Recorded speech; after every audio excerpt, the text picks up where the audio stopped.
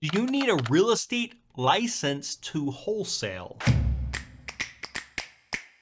All right, guys, we're going to talk all about real estate licenses and wholesaling. I really appreciate the question. If you've got a question you'd like to have me answer, type it in the comments below and I'll put a video together like this. And I put a lot of time into these guys and I love helping to answer your real estate questions. So please do me a favor and type some down there because I would love to help you.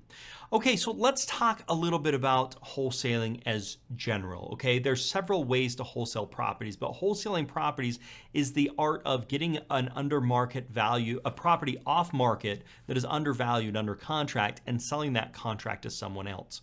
And there's a lot to be said about this right now when it comes to wholesaling, and it's under a little bit of scrutiny. I will tell you that every state deals with wholesaling a little bit differently, but let me make sure you understand the fundamentals, and I want to jump over the whiteboard to do this, okay? So there's a couple of ways to wholesale properties, right? One way is what you do is you assign your contract. And basically what that means is here's the house, and let's say that the seller is Sally, okay?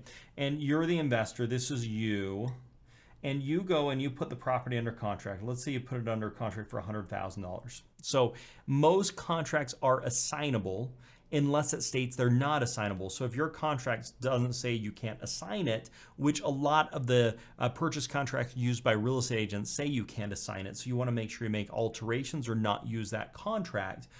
So if you put that property under contract for $100,000, as long as it says that it doesn't say you can't assign it, you can then assign that over to Bill, your buyer.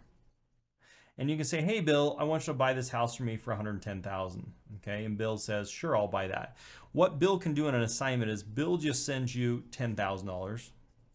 And then Bill then goes and closes with Sally for $100,000. Basically what happens in this is Bill pays you to take over your contract. He buys this piece of paper from you, gives you $10,000, then he goes and he buys the property from Sally. This way with the assignment is the one that's under the most scrutiny right now with some of the states, because they're basically saying that you're acting as if you're a real estate agent because you're getting paid a fee to wholesale this property and get paid for an assignment.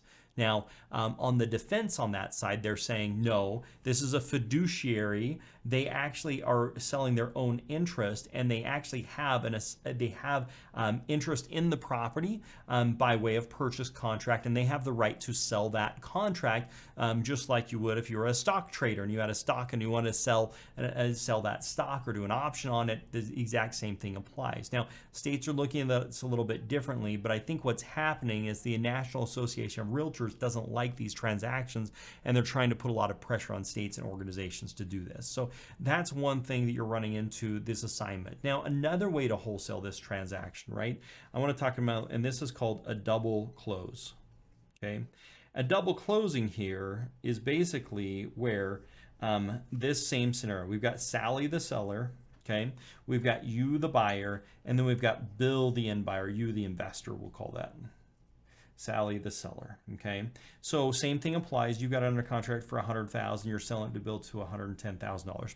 What happens in this scenario is Sally goes to the closing table and she signs documents to sell it to you, right? You go to the closing table and you sign documents to buy from Sally, and you sign documents to sell to Bill. So basically there's two transactions. There's title here with a signature, and there's title here with another signature, and there's two closings. This is called the double closing. You buy it from Sally, Bill buys it from you, you sign both the buy and the sell at the same time. You are going to have title insurance issues because you're going to have to pay for title insurance twice, so there is some additional cost on this. But what happens is Bill brings $110,000 to the table. Bill pays you end up getting $10,000, and then the $100,000 goes to Sally, and that's called a double closing. Okay. Now with this, you are taking a little more risk. You are having to sign, and some states are having issues with calls double closing. Now, here's the third way that we can go about doing this, and this is close with what's called own funds. Now, this way has not been able to come under scrutiny so far, because the repercussions of this is huge if they try and regulate this too much. And again, it's going to depend on the state and what they're looking to do. But basically with this, you've got Sally, the seller, you've got you, the investor, and you've got Bill, the buyer. With this situation, Bill has to bring $110,000 of his own money, or a hard money loan or whatever, but Bill brings $110,000. You as the investor have to bring $100,000, okay? And Sally gets hers. So basically with this, you have to bring your own funds. Bill has to bring his own funds. You buy it from Sally with your money. You sell it to Bill, and then Bill brings his own funds. So this is called flash cash.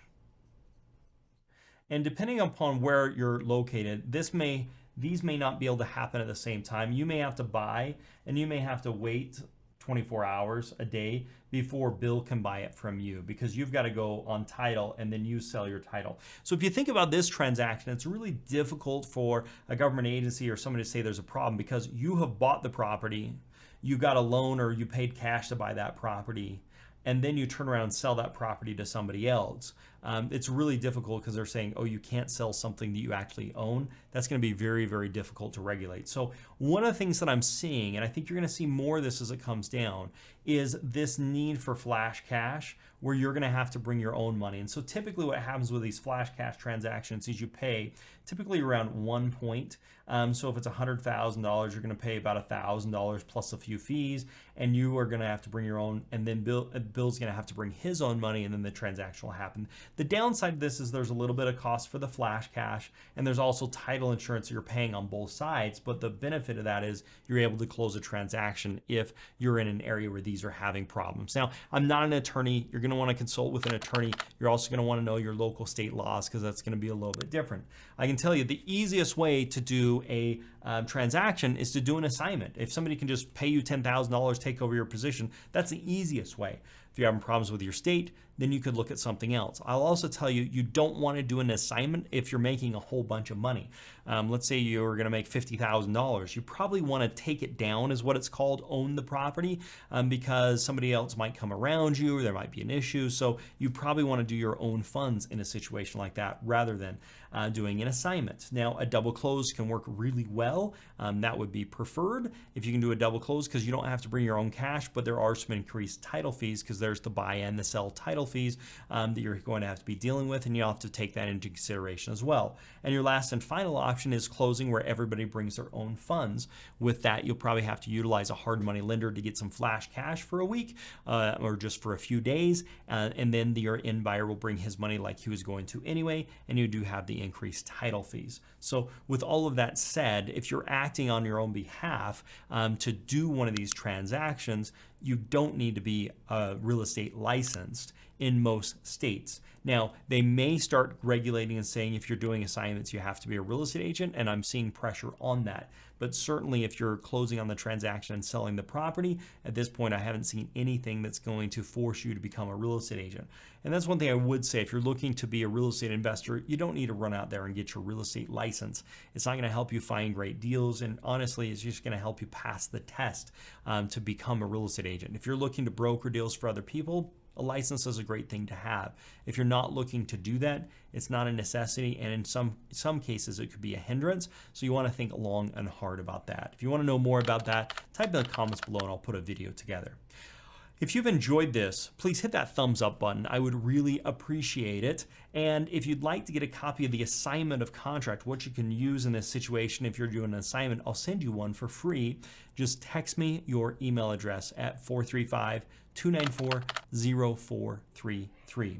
I've also got a video, do you need a real estate license in order to flip a house? If you want to check that one out, I'll put it on the screen, as well as a blog post, the 9 prerequisites to becoming a real estate investor. What do you need to do before you get started? I'll put that in the comments below so you can check that one out.